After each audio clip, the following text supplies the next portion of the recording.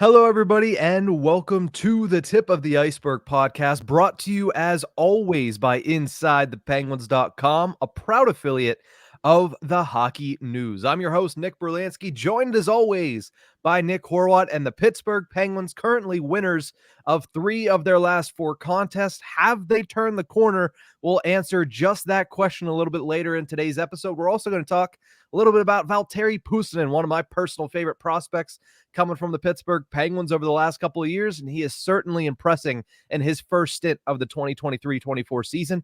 Can he stick at the NHL level? We'll discuss that as well. But let's start here because the Pittsburgh Penguins got some very positive news as for the holidays. What they asked for and what they received early as a Christmas present is that their injury report shrinks. 3 players return to action against the Minnesota Wild. Penguins end up with a 4-3 victory. I think each of these 3 players, Rickard Rakell, Noel Acciari, and Chad Ruhwedel, each played a role in that victory for the Pittsburgh Penguins. Yeah, it's good to see them back. It's good to get players back. I think each of them helped in their own way. If anything, Chad Ruhwedel helped in getting another face into that third pairing to see if someone can claim the spot, much like Kyle Dubas wants someone to do, to step in and run away with a solid, with the definite staying in that role, in that position, because that third pairing is still kind of a jump ball. It's still anyone's position. I know they just placed Ryan Shea on waivers, but it's still anyone's position. I was thinking about this yesterday. What was I doing yesterday? Coming home from morning skate. There are legitimately 6 options in the AHL right now without Ryan Shea there that have NHL experience on defense. I don't know how common that is for your AHL squad, but the fact that all 6 of the 6 defensemen down there have some sort of NHL experience, whether it is a lot or a little, that's something. So we thought last year's logjam was something. This feels different, does it not? At least to me. It does feel different to me. I mean, personally, because last year you had Jan Ruda and you couldn't do anything with Jan Ruda. You couldn't send him down. This year, you could send all 4 of the defensemen down that started the season as the third pairing options. You could bring up, Jack Rathbone and Ty Smith or Taylor Fadoon or Xavier Ouellet. There's so many names down there, like you mentioned. And I think it's interesting, too, to follow along with this third pairing. It was okay when it was Ryan Shea and John Ludwig for that long extended period of time. But what you're seeing now is the underlying numbers for Ludwig and Joseph were astronomical. They were great over that 3-game stretch, but then you see something as far as a 7-0 loss on Saturday to the Toronto Maple Leafs happen. And yeah, you're going to say, all right, we're going to need to experiment with some things, not to say that it was of any fault of P.O. Joseph and when it came to John Ludwig as well, because their numbers stayed pretty consistent throughout that game as well.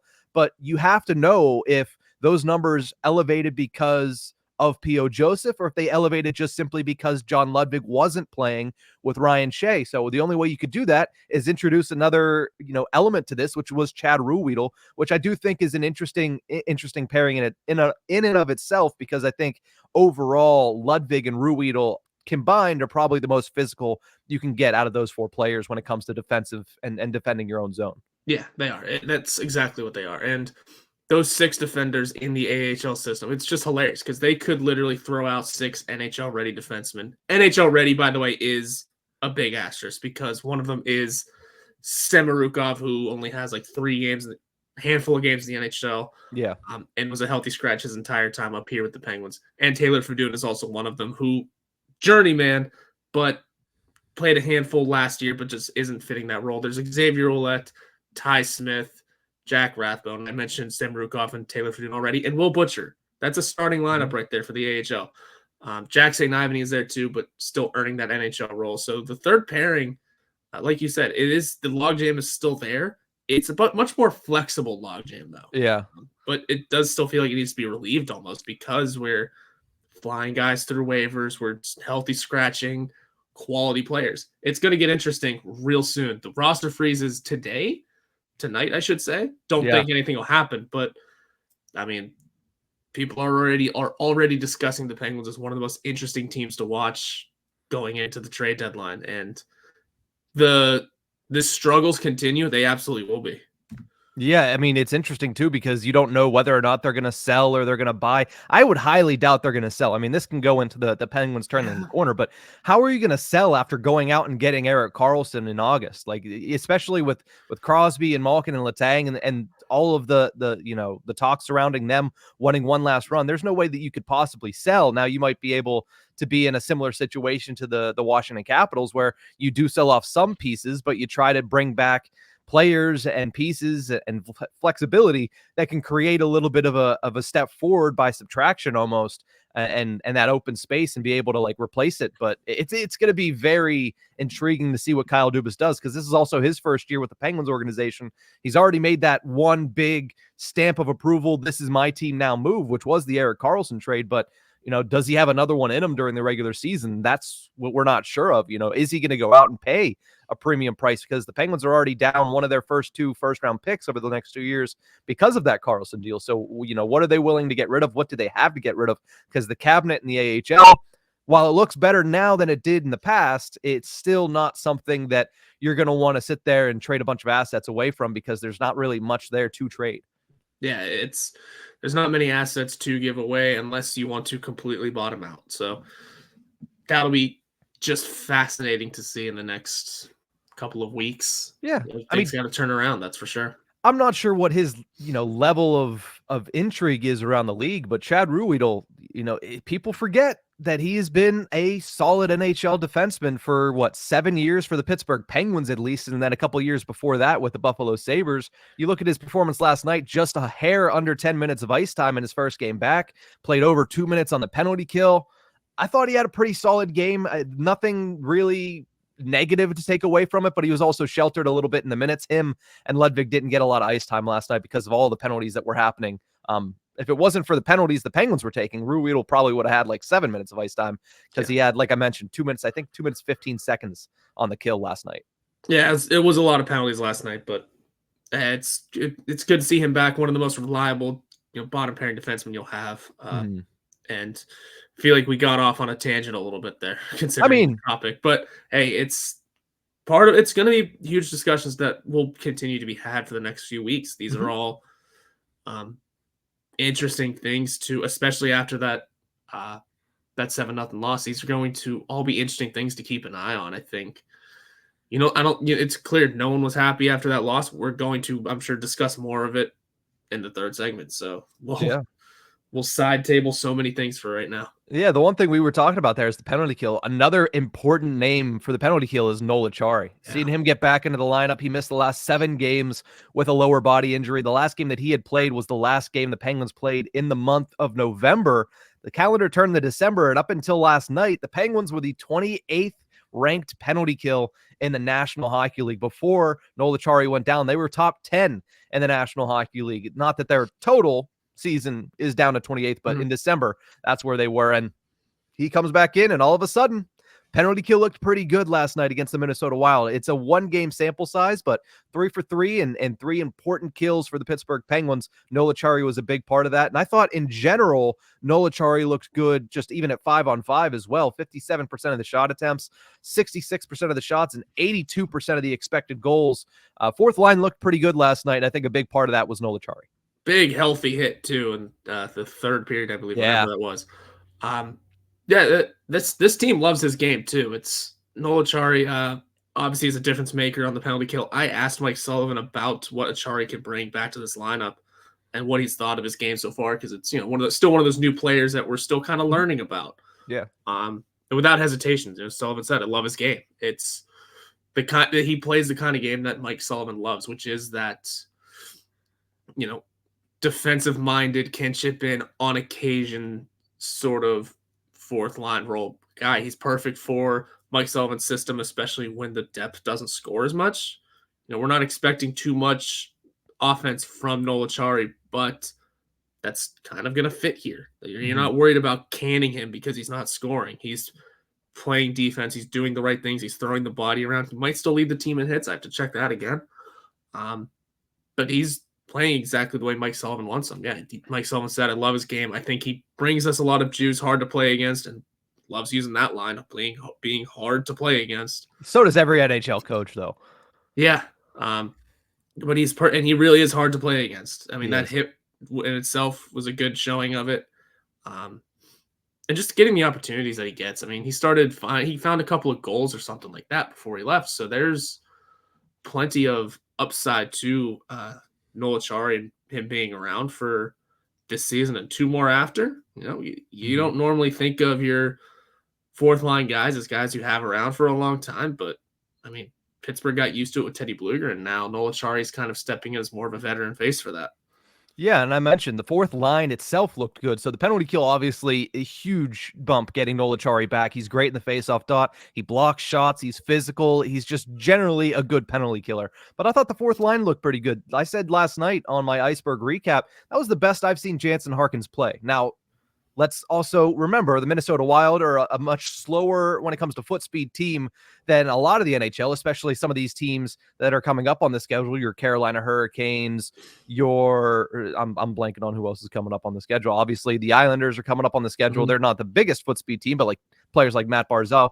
But I thought Harkins looked good last night. Now, was that a result of playing with Noel Acciari? I thought Carter looked good last night. I thought he was strong on the puck. The only time he wasn't strong on the puck is when Ryan Graves fed him that slot pass, where if he would have had just a little bit more of a firm grip on his stick, it might have deflected in the back of the net, and it might have been a completely different story in that game, because I think it was 3-1 at that point. It would have made it 4-1. I might be misremembering, but still, I thought the fourth line in general played a pretty good game last night. And that's something that, hey, they might not score in every game, but if they're going out there and they're taking control of 80% of the scoring chances when they're on the ice, then you're pretty happy about that.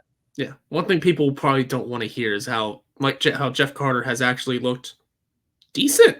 Good. Last couple games. Yeah. I'll say good. He's looked good. He's doing, he's playing his role to a T. His role's not what it was when he first came to the Penguins, which was scoring goals in a third line role, but he's starting to find his rhythm as a fourth liner, something that he hasn't done in his NHL career before. Yeah, what's really impressive about the way the Penguins are utilizing him too is, I mean, the Penguins had lost Noel Acciari to injury, and they didn't move Carter to center. They said, You're staying in your spot. I think that was huge in terms of letting Carter continue to mold into this role. Let him finish off his career in at least a positive light. Again, he doesn't have to score every game. He doesn't have to be that offensive juggernaut that he seemed to be for some reason when he first arrived. Now he can settle into this full 200-foot game player that will chip in on occasion, is going to be a net front presence on the second power play unit for the 45 seconds to 30 seconds that it's out there. He's been taking steps in the proper direction, and he doesn't take as many faceoffs, but for the ones that he does, 65% right now. So he's definitely in a new role and playing much, much better than he did last year. Yeah. And that's, I mean, it's not saying much, but no, I was about to say the bar for that is pretty low, but he does look better. Yeah, that is a feather in the cap for Carter, but also the coaching staff for continuing to use him in the proper role. Like I said, they threw John Gruden up there instead of him as fourth line center. Yeah, so it'll be fun to see if he's able to continue this pace. Obviously, we're less than a week removed from a 2-goal performance from Jeff Carter. Penguins are undefeated in games where Jeff Carter scores. So if he can continue that one going, that's going to be one of the fun stats to keep an eye on as the season progresses. Not that the Penguins' fourth line is by any means like solidified or solved or fixed in any sense, but it's nice to see a performance like we did last night out of Acciari, out of Harkins, and out of Carter. Penguins need more of that than less of that. And yes, eventually you're going to need them to chip in goals. If they don't, then that's still a problem, even if they're playing at that level. But, you can't ask for more than that.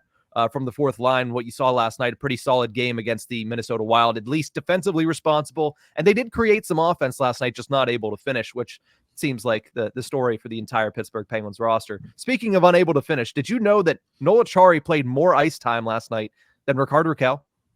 That's an interesting little thing, because when you think of the returns, Rakell is probably number one. Acciari played 16:22. Rakell played 14:45 last night.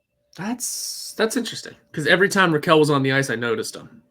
Yeah. So there's that true. Too. There was the noticeableness of Rickard Rakell. And what does that have a lot to do with the penalty kill? It does. And the fact that the Penguins were also on the power play a lot, and Rickard Rakell does, he's not on the top power play. He had a little bit of second power play minutes last night, but you look at also when the power play is out there that long, how much is Crosby and Gensel going to be able to go back out there? So they probably missed a couple shifts because of that. Not to mention, we already talked about the fourth line playing well. So Mike Sullivan had some faith in his bottom six last night to be able to send them out there a little bit more often, especially when Crosby wasn't, fully ready to go or just coming off a shift. They weren't going to double shift these guys until obviously it became 3-3. And then you started to see Crosby get back out there a little bit more often. Puustinen and Malkin start to get back out there a little bit more often. But, in general, the Penguins were able to roll four lines throughout most of last night's game. That's one thing I noticed after the first period, actually.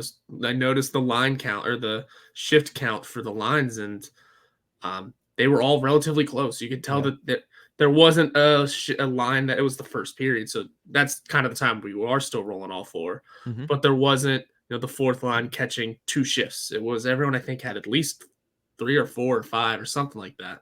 Yeah. After the first period, they were all rolling over the boards. It was all 4 of them. Another thing for Rakell not getting the ice time, you also have to remember he's on the second power play. The top power play scored twice. Yeah. The power play scoring again, guys. I'm not going to say it's turned a corner yet. This sure seems it. He scored 6 in the last 4. Mm-hmm. It's a much, much, much better than it was, for not scoring for a month. Yeah. So, and Rakell being on the second line, he's not going to catch that ice time because that first unit takes up minute 45, minute 30 every time. Yeah. So I thought, Rakell made a big point of saying this is a fresh start for me. I'm looking at this as basically the start of a new season, trying to leave that 17-game sample size in the past. He did, I think, look a little bit like he did in the first 17 games last night. But again, that's his first game in over a calendar month after coming off of an upper body injury that who knows how long it was hampering him before that. Seemed like something that was nagging, something that, it was weird because he had that full-time practice. And usually Penguins are like, all right, you had that full contact practice. Seems like you should be good to go. But they held him off on Saturday and let him get another practice under his belt, let him see how he reacted to it. So who knows what the injury actually is, but we'll see what he's able to do as time goes on. But at least last night, it looked still kind of clunky. And the Penguins, obviously, first line was out there for 2 of the 3 goals against for the Minnesota Wild. Yeah, I love the mindset Rakell is pulling into this portion of the season, which is the fresh start, the not worrying about what happened in the first 17 games. And yeah, things are going to generally look the same because it's not like Rakell looked awful in those 17 games. For the most part, yeah. He just couldn't finish. He was getting his opportunities. He just wasn't able to find the back of the net. He was one of the most consistent goal scorers last season. But this time around, he just hasn't had the finishing ability. That's all it really has been because, like I said, his underlying numbers have been fine. That second line was still producing. I mean, Malkin and Smith were just firing on all cylinders, and Rakell wasn't picking up any of the baggage. But it's not like he was playing at a pace where we would say he needs to be dropped, maybe sit in the press box once in a while, maybe to the third line. I think we may have thrown the third line option out there, but that's just because the production wasn't coming. So he's gonna in the first game back, you're still gonna have those jumps to sort of want to prove that you're back right now. But you just still have to find the finish, and that'll come with relative time. I think it'll be a lot quicker this time around. I bet he scores before 14 games this time, or 17. Yeah, you would certainly hope so, because if he gets to that point, 34 games into the season, not a single goal, that's when you start to look at that and say, okay, well, how many teams are on your no trade list there, Ricard? But no, I don't think we're close to that, and I don't think we're going to get close to that. I think he's probably going to find goals, especially playing with Sidney Crosby, who is just on another planet right now with the way that he's able to play. And so too is Jake Gensel, who notched his 20th assist of the season last night. Impressive performances from those two on the power play last night. Hopefully that can roll over to 5-on-5 with Rickard Rakell as the season progresses. But we're going to take a quick break. We're going to talk about another right winger for the Pittsburgh Penguins. That's Valtteri Puustinen. He's been pretty impressive so far in his first stint of the 2023-24 season with the big club.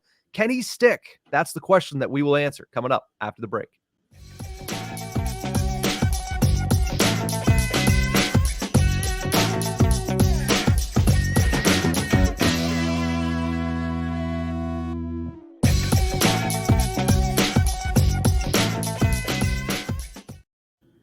Welcome back to the Tip of the Iceberg podcast, brought to you as always by InsideThePenguins.com.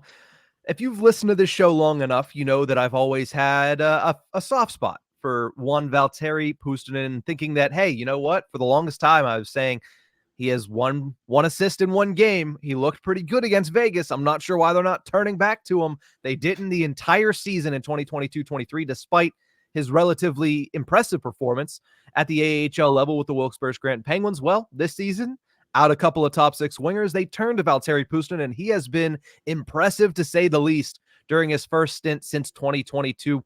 4 assists now in 5 games, including his first multi-point performance of his young career last night against the Minnesota Wild, bringing life to the Penguins' second line, and may have even woken up Evgeny Malkin from that little drought that he had at this last couple of weeks. So, Horwat, what have you thought about Valtteri Puustinen, especially after last night's performance, where both of those assists were assists that you could give them basically, a goal practically, because the net was wide open for Evgeny Malkin specifically. And you could tell Gino was very appreciative of that. And you could tell even after that, which is huge, Gino started to have a little bit more of that gallop after that goal went in. Even when the Penguins started to get, give up goals and the game ended up tied, Evgeny Malkin, I thought, was noticeably better after that goal from the pass from Puustinen, scores the goal, which is great for the Penguins because they need Evgeny Malkin to get back on his horse, and he's starting to look like it, and it might be because of Puustinen.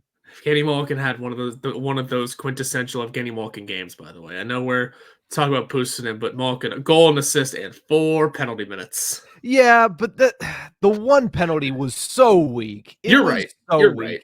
Even Gino was just like, I don't even know what to say about that. That was him and Goligoski wrestling over the remote in the neutral zone. Like, he was like, what am I supposed to do in that instance? He grabbed my arm and pulled me down for the 2-point takedown. Like, I don't know what else to do in that situation.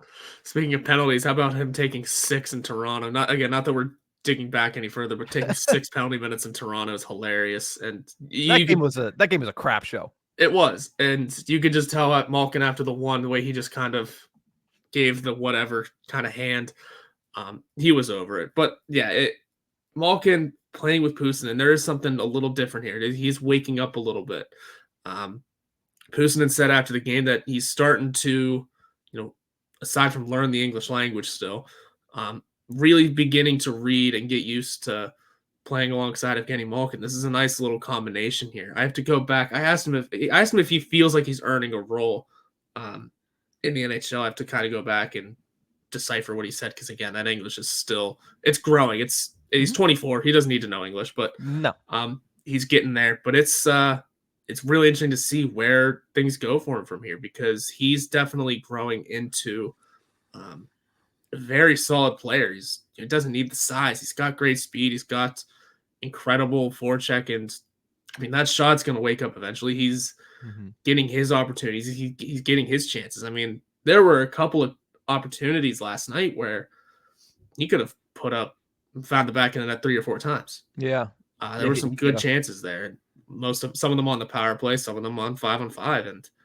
And he looks like an NHL player out there. Sometimes you look at certain guys that might have more size and might have more expectations, considering Puustinen was a 7th round pick, and they just don't look it. I mean, Redeems the Horner right now just doesn't look it, right? But Puustinen's coming in, playing on the second line. Sure, he's getting far more opportunity playing on A, the second line, B, the first power play unit, C, with Evgeny Malkin. He's playing in these perfect opportunities that me and you could probably look decent enough in. Yeah, sure.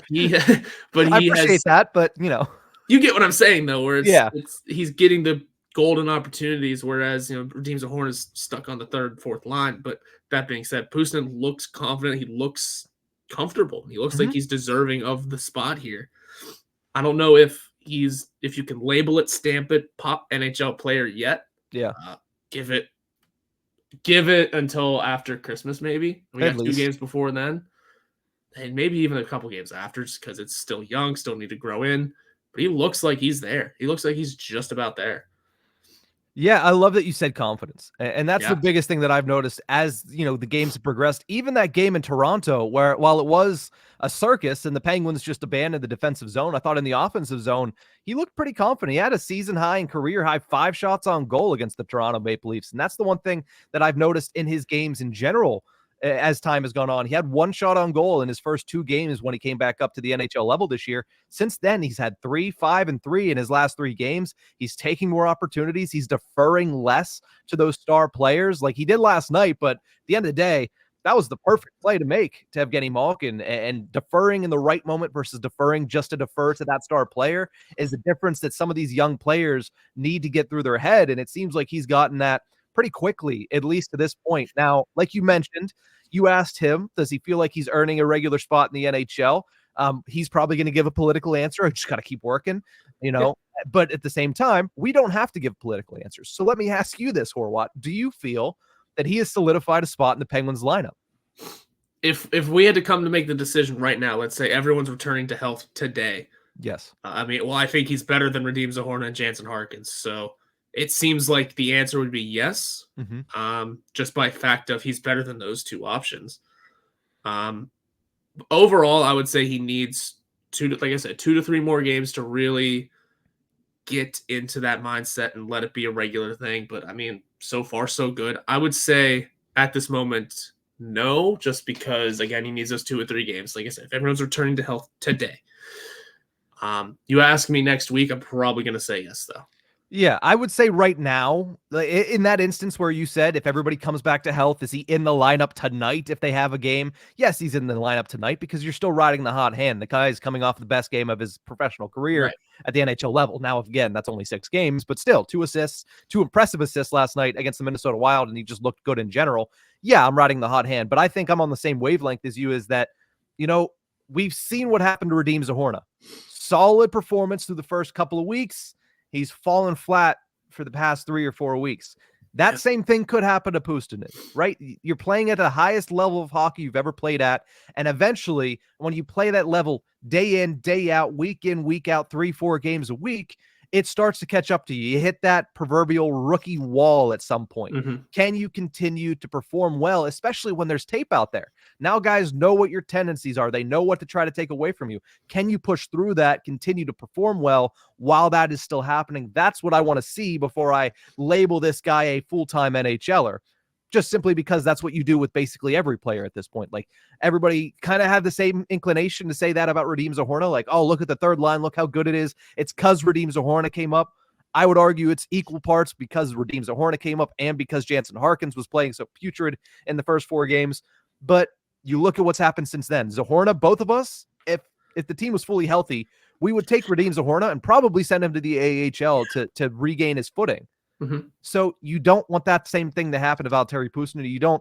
I don't want to come out here and say that he is this guy, because the same thing could happen with him and that happened to Radim Zohorna. Now, with that said, I do think 1, Valtteri Puustinen is much younger than Radim Zohorna. 2, I think he is much more talented. And 3, I think he thinks the game at a much higher level. And that's not to say Radim Zohorna doesn't think the game at a high level, but when I watched Valtteri Puustinen play, and I said this to friend of the show and host of Locked On Penguins, Hunter Hodes, I said, he thinks the game almost like Jake Gensel. Watch the way that he's able to find those soft spots and kind of disappear from the play and then reemerge in a scoring opportunity. The way that he's able to do that, and he doesn't do it as often as Gensel did when he first came into the NHL, but he does have that little tiny sense of, I know where to go with my size to get an opportunity to score a goal. He's able to do that. I think he's done that a little bit less than Gensel, like I mentioned, but I think he has that potential to be a top 6 winger at the NHL level, whereas I don't think Radim Zohorna ever truly has that. No, not at all. And Mike Sullivan can see that in Puustinen too. He said, he said in his post game yesterday that he's a smart player and he's willing to continue to learn. He's already smart and is willing to get smarter, and that's what the Penguins are super excited about with Puustinen, and that's what we should all be excited about. This kid wants to continue learning the game. He wants to continue getting better at the NHL level. I mean, and he's getting there. He's getting there step by step, day by day. Like Sullivan said, he's getting better with each game that passes. He wasn't asked, so he didn't really say if he's earning an NHL role. I would love to know Sullivan's thoughts on, how close he could be to that. If, of course, you're going to get a much more political answer from Sullivan than you will Puustinen, but planting that seed in his head though, and seeing where this coaching staff thinks he lands is that's going to be something to keep an eye on, because again, what have we seen from call-ups the last couple seasons too? They're always third line roles, they're always fourth line roles. Jonathan Gruden was sheltered to 5 minutes a game last year in 3 games and then healthy scratched. Alex Nylander for a time was in the top 6, but then was healthy scratch on the road, back and forth across the state. They're giving Puustinen a much bigger push than they've given most of their recent recalls. Mm-hmm. That's another big reason why he's performing the way he is, that he's been given that opportunity. Mm-hmm. It's not the same reason, but it's kind of why, Cale Granlund's doing really well in San Jose. He's getting the opportunities. Not that Granlund was not getting opportunities here. He just wasn't good here. Things just weren't working. That's just how it worked out. Mm-hmm. But when you give guys more opportunity, more chances to perform, more than likely they're going to do it. And that's, Puustinen's getting that opportunity and he's taking full advantage of it. Yeah. Let's finish this conversation with this. We both said we're not entirely sold on him being an everyday NHLer at this point. Obviously love what he's done to this point, and we said, right now he's the hot hand. First 5 games, he's looked terrific. He's obviously done great things for the Penguins power play because since he joined it, they've scored multiple goals in 3 of the last 4 games. The one thing I want to ask you, Horwat, though, is what do you need to see from him to solidify that role? Because in my eyes, it's not an improvement of performance. It's a consistency of performance. If he can play the way that he has for another week, 2 weeks, 3 weeks, then I'm looking at this guy saying, okay, he shouldn't touch waivers. He shouldn't go back down to the AHL at this point. The other thing I want to see from him is if Brian Rust comes back. We don't know the extent or how long he's going to be out. He's still labeled week to week. If Brian Rust comes back and they decide, okay, we're going to put Puustinen on that third line with Eller and O'Connor, does he have the same effect on that line as he does on the Malkin line? He's not going to produce at the same level, but does he have the same effect on that line where he brings the offense to the level that he has on the second line? That's what I want to see, because if you have another guy that right now is not, fully formed enough to be able to help carry a line, which it's not against him. He's a 7th round pick. He's 24 years old. But if he's not that player, then you're not going to sit there and say he's 100% guaranteed to have a lineup spot because we just can't take him out of the lineup. I think part of this is also, what the Penguins lineup looks like and some of their depth options. But I just want to see him continue to perform the way he has and be able to do that over an extended period of time. I don't need to see much more, obviously I'd like to see him score goals, but I don't need to see much more from him in terms of elevating his performance. Yeah, I think the goal is an easy one. Just pop that first one. Things will kind of go from there. Other than that, he doesn't need to prove too much else. Maybe just make sure this is a consistent thing. And if, let's say, he is still in this lineup whenever Brian Rust comes back, can he do the same thing on the third line with lesser opportunity? Can this sustain?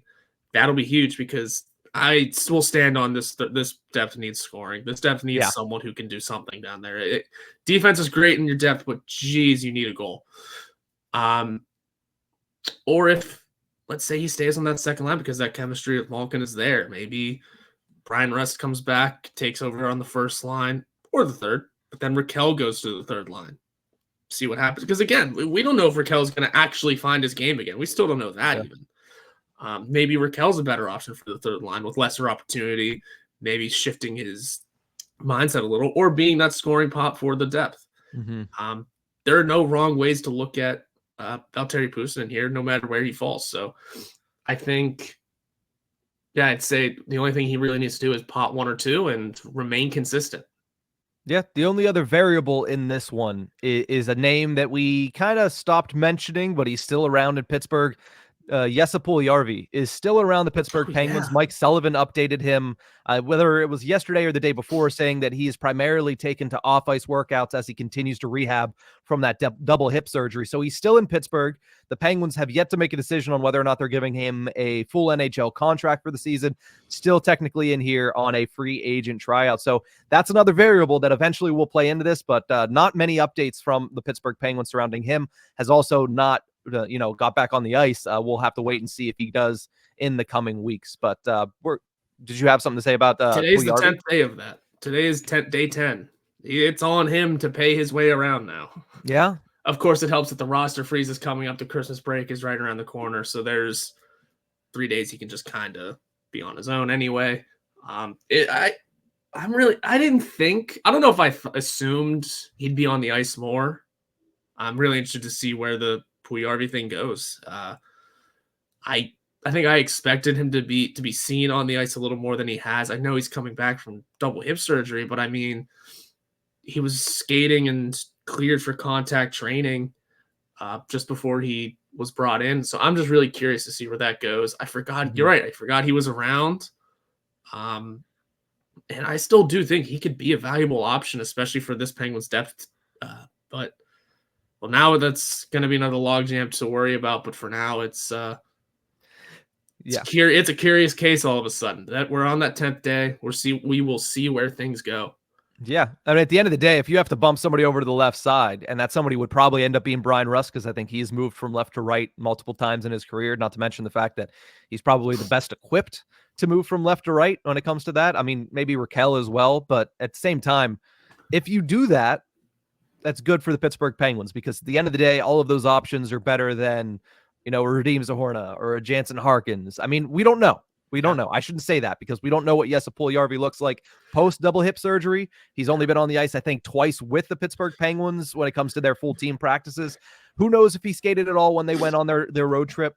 We'll have to obviously wait and see and wait for updates on that. But the latest update is that he's continuing to train off ice with the Pittsburgh Penguins organization as he continues to try to come back from that double hip surgery that he had back in, I believe it was June. So we'll wait and see for an update on that one. But we're going to take a quick break. When we come back, very simple question, not so simple answer. Have the Pittsburgh Penguins turned a corner on the 2023-24 season? We'll answer just that right after the break.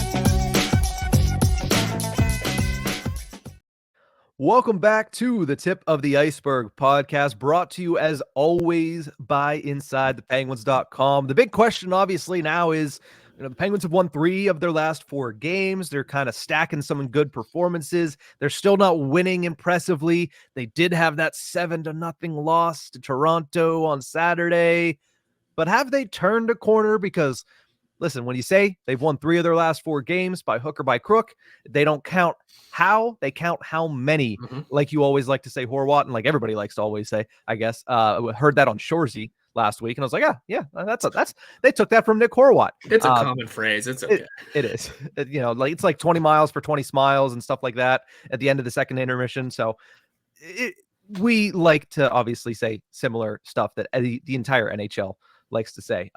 Everybody loves their by the book stuff, like you mentioned earlier with the hard to play against. Mike Sullivan pulled that one from obscurity, definitely. But like I mentioned, the big question is, have they turned a corner? I think they're far from a complete team, but you've seen them start to put some of the pieces together in the last week that if they can build on that and stack wins, like everybody seems to like to say this year. That's the term this year in Pittsburgh sports, because Mike Tomlin has said it. They have not done it. Mike Sullivan has said it. They have struggled to do it this season. Kyle Dubas has also mentioned it a couple times in his press conferences. Can they stack wins? We'll obviously see if they're able to do it after that win last night against the Minnesota Wild, but have they turned a corner is the more important question here, Horwat. It is the more important question. And I mean, through the month of December, we're kind of getting toward the end of it. Because we're going to want to talk about the last 4, which is 3-1, with that one loss being an absolutely tough one, and an embarrassing one for a Kyle Dubas return. I'm sure the Toronto media is taking that like real normal people. But with that being said, in my eyes, we have to take it back to the entire month of December, coming out of some interesting end of November situations. The power play was struggling, but yet they were still finding ways to collect points. They started December with 2 straight overtime losses, so they were not winning but collecting those points before dropping 2 more straight, and then winning 2 in a row. So suddenly you're looking at a 2-2-2 to start the month. Then that loss. Now you're looking at still kind of 500, 3-3-2. It'll be very interesting to see where things go from here. Like I said before, that 7-0 loss is embarrassing. That's the kind of loss that A, humbles you, but also B, forces decisions, right? It's had Mike Sullivan not, if Mike Sullivan didn't have this contract that hasn't kicked in yet, we're having a completely different discussion of, hey, is it time? But we're not. He's still around. Kyle Dubas not only is Kyle Dubas laid his flag into Mike Sullivan as well in that press conference, saying he's the right guy for the job in the near and the far future. Yeah. And I think a lot of us agree. A lot of us also just want to see things turn around. Mm-hmm. We will see where things go from there. Overall, as for turning the corner, it seems like it's close. It does. I thought things felt close, after that win against Tampa Bay, when Jari scored a goal. Things felt close then, so maybe, a 4-game losing streak popped off after that, but maybe things are kind of getting there. You got to collect the points the right way. I mentioned to you that Bob Grove tweet where they need to go 33, 18, and 5 to hit at least 96 points, which is the average to make the playoffs in the East in the last 8 full seasons. 3-1-0 since then. So there's the momentum being put in the right direction. I'd say they're not yet fully there. They got a tough schedule coming up against important teams within the division. But I think that's getting close. They're a couple steps away. Like Nola Chari said, the power play needed one shot. Mm-hmm. And next thing you know, there they go. They got their one shot. Now they've scored 6 and 4. And not only that, the power play was a difference maker in the wrong way a few weeks ago. And now that power play goal from Sidney Crosby is the reason why they won against Minnesota in regulation. Yep. So suddenly it's helping the team win. It's making a difference in a positive way. Mm-hmm. I would say they're close. I really would. I don't know what else it's going to take. The defense is still a little rocky. I want to see what this fully healthy lineup can do, and I want to see if certain trades can be made to wake something else up and really put things over the top. The analytical numbers have been great all season. Mm-hmm. The goaltending has been a revelation almost. Mm-hmm. I don't know what else it's going to take. The power play is waking up. The penalty kill should be getting better with the Chari back in the lineup. What's left here? It's all kind of rolling. The depth, maybe. I'll tell you what's left: scoring. At the end of the day, scoring goals is what's left. They still need better, I think they need more goal scorers. And at the end of the day, that's something that Kyle Dubas is going to have to address, bring in a little bit more goal scoring talent. I understand that the process is of vast importance to Mike Sullivan, but the process right now has them as one of the lowest goal scoring teams in the National Hockey League. And if you look at the last week, the last 4 games where they've won 3 of their last 4 games, it is because of the power play. So if the power play didn't get going, probably would have lost 4 more games here. Because you look at that game, you mentioned it last night, Sidney Crosby scores. That ends up being the game winner. That was the second power play goal of the game. You look back to Montreal. They were down 3-1. How did they get back into that game to tie it at 3? 2 power play goals. You look at the game against Arizona. Game winner was what? A Jeff Carter power play goal. So right now, yes, the power play is clicking on all cylinders. It's good. They need that. They absolutely need that. The 5-on-5 scoring has dried up a bit. And at the end of the day, it's not like that was clicking on all cylinders to begin with. It was the first line, the second line when it can. The second line pitched in from time to time. And then, every once in a while, you'd see, there's a couple good games from the third line, goal or 2. There's a couple good games from the fourth line, goal or 2. You need something a little bit more consistent when it comes to depth, when it comes to scoring in general, other than that first line. And I think that's the biggest thing for me is that, yes, they're doing a lot of the right things. Power play is great right now. Penalty kill looked much better last night. Let's see if they can build on it. You mentioned all of this. Goaltending has been great this year. You have these pieces. Can you put it all together and start to fix some of your woes? They're starting to do that with the power play. Can they continue to do that in these other areas? Can they improve in these other areas? Because at the end of the day, the best they've played this year is probably still a wild card team. And that's a tough place to be when there are a lot of teams at that level. Yeah. So they need to continue to improve as the season goes on, because at their best right now, they're still a team that is right around about 5 or 6 other teams in the same spot in the Eastern Conference. Here's the biggest test to me on whether or not they've turned the corner at the moment. 3 out of 4 is good.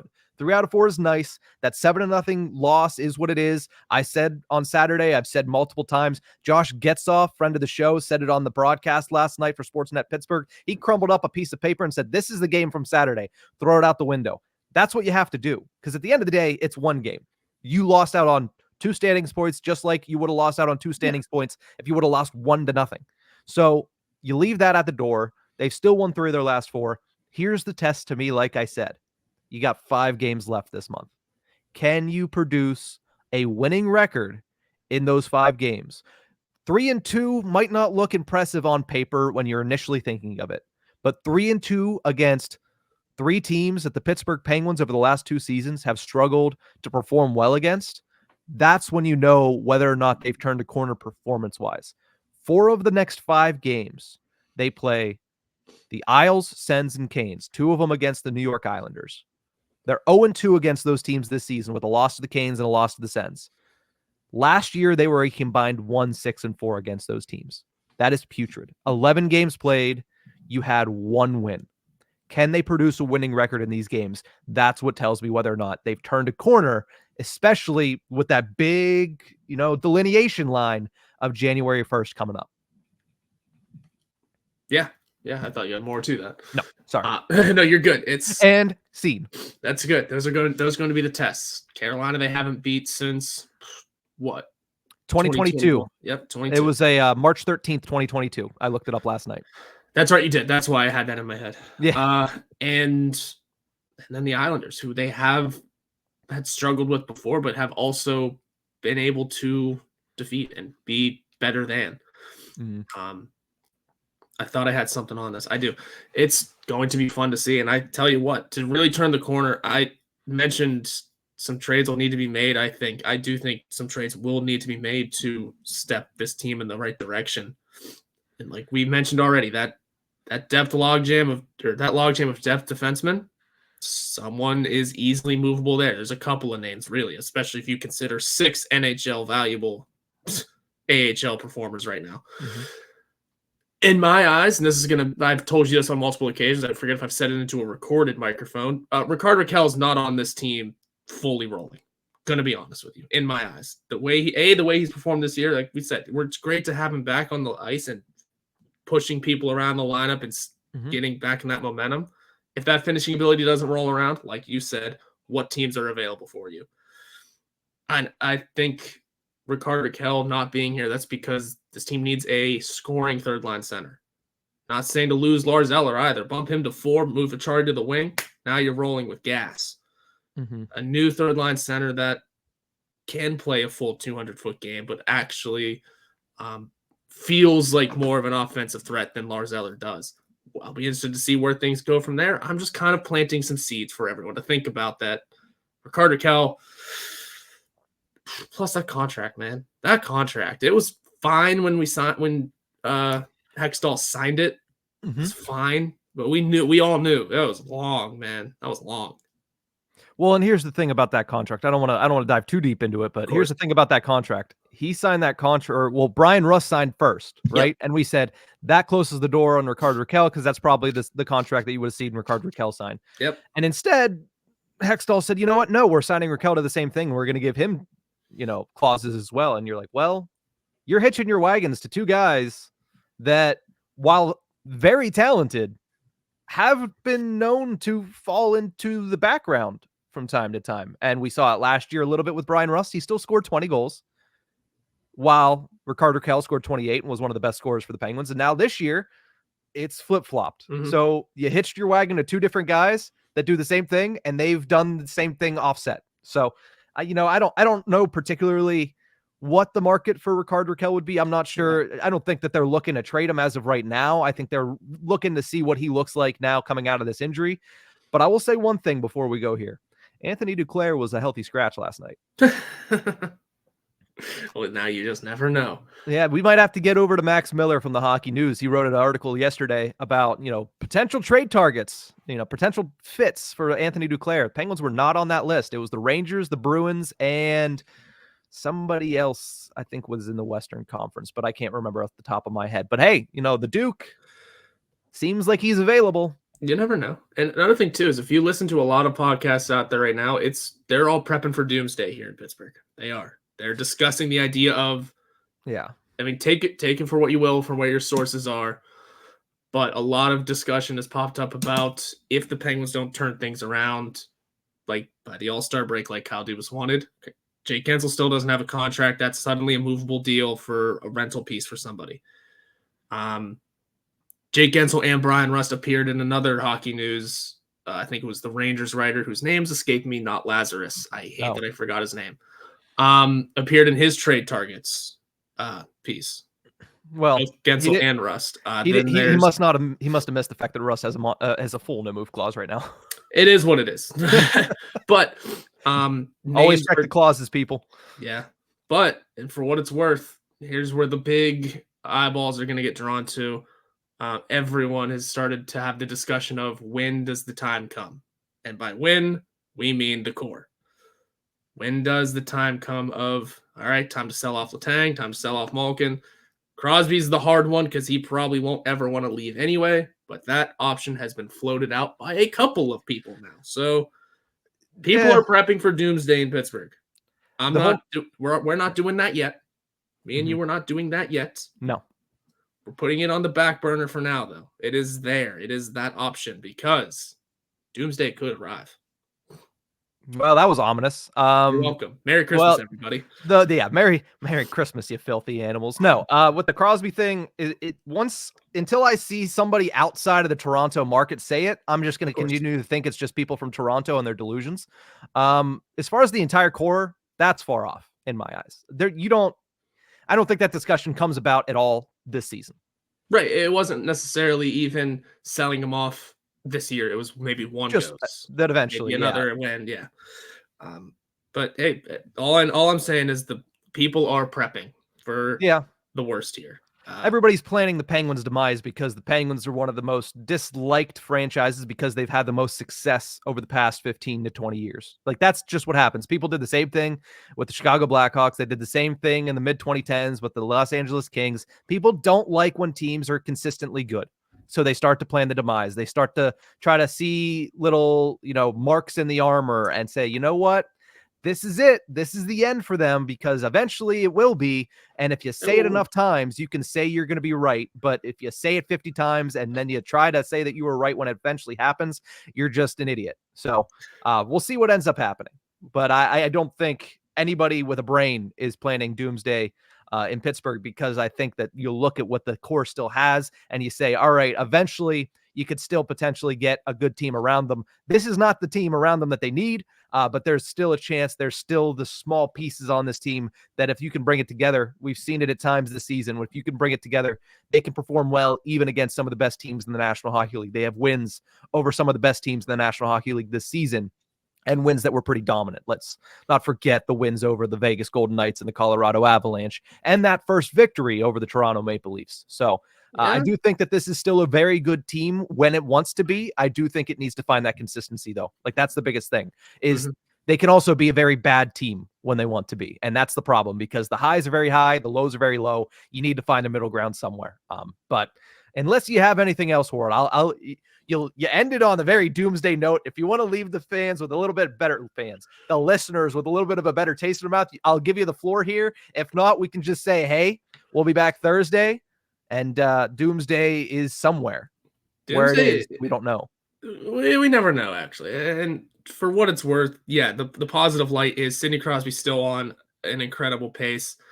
I made the tweet before. I'm not a betting man, but hey, if you were to throw money around on those apps, Sidney Crosby's got some really long odds to win the Hart. And the people that vote on the Hart are riding Sidney Crosby right now. I'm going to leave it at that for you. Yeah, that's very true. I mean, Connor McDavid is also doing incredible things, so it'll be a tough one. But coaching change did some good things in Edmonton. Coaching change also did some good things in Minnesota, which I think is why the noise is very, very loud in Pittsburgh. At least it was very, very loud in Pittsburgh, at least up till last Monday, whenever the general manager and president said very long time into the future, Mike Sullivan will be the guy. So we'll see what happens. Obviously, great to have them get that victory last night to bounce back. I think that was more important than anything else that you could have seen after that 7-0 loss was them bounce back with a victory, regardless of how it happened, regardless of the blown 3-goal lead. It's good to see them get 2 points, 2 clean points against the Minnesota Wild. But that's going to do it for this episode of the Tip of the Iceberg podcast. We'll see you guys next time.